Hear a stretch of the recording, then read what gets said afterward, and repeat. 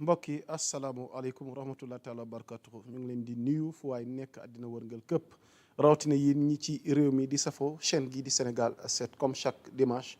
bu waxtu wi teroo muy 20h rek ñu dikk ak yéen ci li nga xamante ne moom mooy li ay di njàmbat ñu daat koy waxtaane daat koy faram-fàcce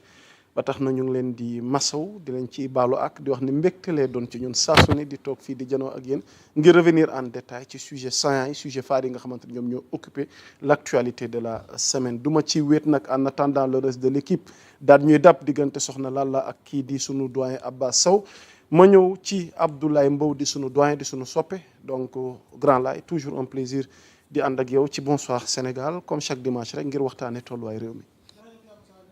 bu baax di la fay di nuyu baax Samuel ak ñuy suivre yëpp si Sénégal 7 sénégalais yu nekk si diaspora bi particulièrement ñu ngi leen di siyaar bu baax. ok alors damay ñëw ci Samuel Makhtar Ba borom Monap Samuel toujours un plaisir di la dalal fii ci Sénégal 7 ngir waxtaane actualité bi. plaisir pour moi Yaboussa di teewaat fii tey di jokkoowaat ak sénégalais yi nga xamante ni tey jii ñu ngi ñuy seetaan di leen nuyu di leen baalu àq di leen baal àq di wax ne bu émission bi baaxee grâce à ñoom la di nuyu borom kër gi ak kilifa yi kër gi di nuyu aussi tamit ñiy liggéey ci kër gi di leen sant bu baax ci seen taxawaay rafet na Sénégal yëpp ñu ngi koy gis donc di nuyu particulièrement rek tey un patriote de cœur Abdoul Aziz Seck mi ngi nekk France. donc c'est un ami d'enfance mais ku sonn ci projet bi ku jàppale projet bi donc ñu koy nuyu de passage ma nga ca France di féliciter aussi un ami un jeune frère Babou Gueye moom moo nekk tey président conseil de la jeunesse bu Kaffrine parce que tey la woon élection conseil de la jeunesse yi ñu koy féliciter bu baax ak ñëpp ñi nga xamante ni fan lañ leen tey ci conseil de la jeunesse yi te ñu xam ne seen mission nag mooy fexe ba la jeunesse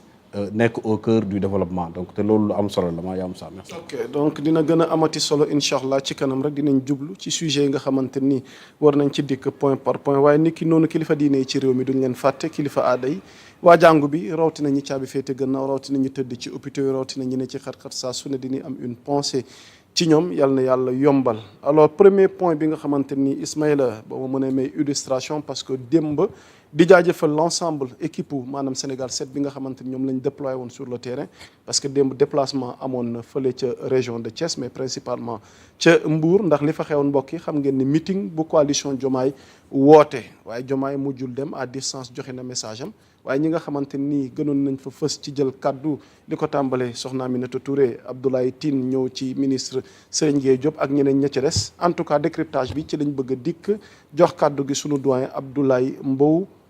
meeting bi xew démb fële ca Mbour place au décryptage doyen Abdoulaye Mbow. Bon, d'abord je dois dire que c'est un meeting comme tout le monde. Autant dans la forme que dans le fond. Oui, d'abord il faut que nous acceptions que c'est un meeting comme tout autre meeting. boo xam ne organisation bu ko neex bu mu neex woote ko. moo xam parti politique la moo xam coalition de parti politique la. moo xam mouvement la moo xam ay leader yu booloo la. il est vrai que meeting bi nag dafa am particularité parce que c'est la première fois en dehors notamment de certaines sorties coalition bi tudd Diomaye président woote meeting pour ne dañuy sargal ki nga xam ne moo di président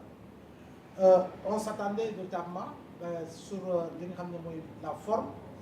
effectivement que tout le département de Mbour avec leader yu fa nekk et puis qui se réclame de la coalition Diomaye président et en dehors de ces leaders là les autres leaders yi nekk dans la coalition Diomaye président nekk si yeneen goxaat si dëkk bi effectivement que dañu réussir véritablement yi nga xam ne mooy le premier coup d'essai de la coalition Diomaye. Le premier coup d'essai de la coalition Diomaye c'était véritablement ñu bëgg ñu bañ ñëpp moom lañ doon xaar effectivement te moom la doon coow li mooy une mobilisation. Une mobilisation boo xam ne en réalité le stade sera archi plein. archi rempli. ba nga xam ne dañ naan sax si biti fees na ba xam ne si biti sax am ñoo xam ne dugguñu en fait noonu lañ ko doon mébétee mais hier on a. donc il y avait un pari de la mobilisation. bi ñu doon xaar. noonu lañ ko mébétee. mais yow noo ko gisee. non à ce niveau oui. à la couleur noonu lañ ko doon mébétee. mais quand même il faut dire que y a eu ils ont mobilisé mais comme ni ñu ko doon xaar parce que on a vu quand même un stade avec des espaces assez vides loo xam ne ni effectivement on s'est posé la question de savoir comment se fait-il que ñu war a mën a yegsi à ce niveau pour un premier coup d'essai effectivement amul li nga xam ne moo di mobilisation exceptionnelle comme ni ñu ko mën a waxee xam nga tey boo defee la comparaison avec le Terra Meeting bi nga xam ne benn nit moo tax a woote ko. 8 novembre. waaw boo taxawee nga ne benn nit moo tax a woote Terra Meeting te ñi ànd ak moom mobilisé ce sont ses lieutenants donc boo xoolee comparaison boobu tu verras qu'il n'y a pas photo en réalité il n'y a pas du tout photo te aujourd'hui de question que da ngay sànni xeer coalition bi wala da ngay tabbal na le mais on reste sur les faits et si on se limite aux faits véritablement di nga xam ni parle d'une mobilisation de à peu près de 20 000 personnes. bon je dis pour répondre à ceux qui veulent dire que. non jazakalisé nañ leen. il y a eu des flops en termes de mobilisation. non tu sais que l'on ait 20 000 personnes ou pas. oui. un autre leader ou un autre parti ou d'autres coalitions peuvent réussir à mobiliser 20 000 personnes. ok mais ce n'est pas la coalition véritablement bi nga xam ne moo nekk dans la gouvernance actuelle moo nekk dans la gouvernance actuelle dañuy jàpp ni pour un coup d'essai et pour une première effectivement ñi nga xam ne aujourd'hui ñooy pulluler autour véritablement du président bay jël ay distance avec des déclarations yu xaw a souvent doy waar par rapport ki nga xam moo di seen patron dans le cadre du gouvernement moo di le premier Ousmane Sonko mais dañuy gis ni effectivement bu dee dañuy wax encore une fois sans dugg si parlo on observe nous sommes des observateurs on est d'accord il n'y a pas eu cette mobilisation que l'on attendait. On est d'accord. Ça, c'est sur la forme, doyen Abdoulaye Mbow. On va venir sur le débat de fond parce qu'il y a eu des interventions. Il y a eu aussi l'intervention du chef de l'État à distance. Pourquoi il n'est pas venu? Parce que yéen a ngi xaar tey ku mel ni Abdoulaye Mbow ku mel ni Samuel indil leen décréta lan moo sabab ba Diomaye teewul donc defe naa Diomaye Samuel Makhtar ci yow laa bëgg jëm grand laay ci décryptage de forme bi parce que ñëwaguñ ci débat de fond.